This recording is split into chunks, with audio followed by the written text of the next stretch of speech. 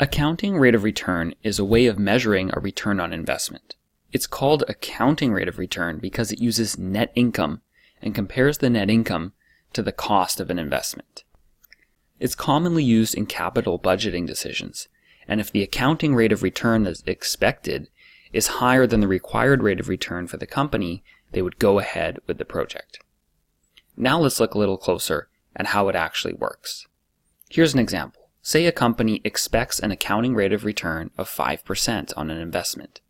It means that they're going to earn 5 cents for every dollar they initially invested, but that 5 cents is earned per year over the life of the asset. So if the accounting rate of return is greater than or equal to the required rate of return, meaning however much return the company wants to make, then they should move ahead with the project. If the accounting rate of return is less than what they want to earn or require to earn, then they should not move ahead with the project. That's the simple concept behind accounting rate of return. The higher it is, the more profitable the investment is, but it may also mean that the investment is riskier. So it's not exactly clear that the highest ARR is the best, but it does mean that it's a very high returning project. Let's look at the formula. The formula is equal to the average annual profit divided by the average investment. Let's look at an example now. Imagine a company that was considering making an investment of $100,000 to buy some machinery.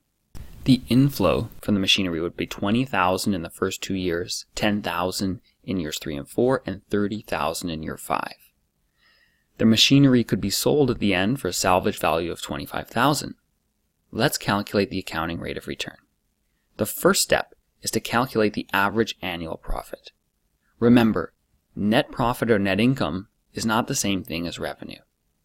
We have to take the cash inflows and deduct the depreciation expense, which is the amortized cost over the life of this project. So the total profit from the project is $15,000 divided by 5 years is $3,000 per year of profit.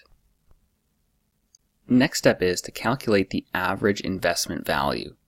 The average investment value starts with the initial investment, which was $100,000, and then adds to it the ending value, which is the salvage value, and divides by 2.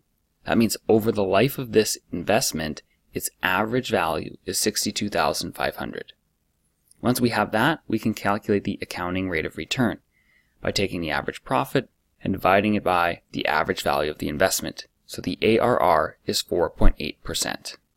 Let's compare accounting rate of return to internal rate of return. Internal rate of return is used in economic analysis and financial modeling. It's based on cash flows, not accounting metrics. So it takes an initial investment, as you can see in the example below, of 100, that's an outflow. It then takes all the inflows of cash in each period and calculates the compounding rate of return from that investment. To learn more about internal rate of return, check out many of our YouTube videos and our business valuation modeling course. Thanks for joining us for this tutorial.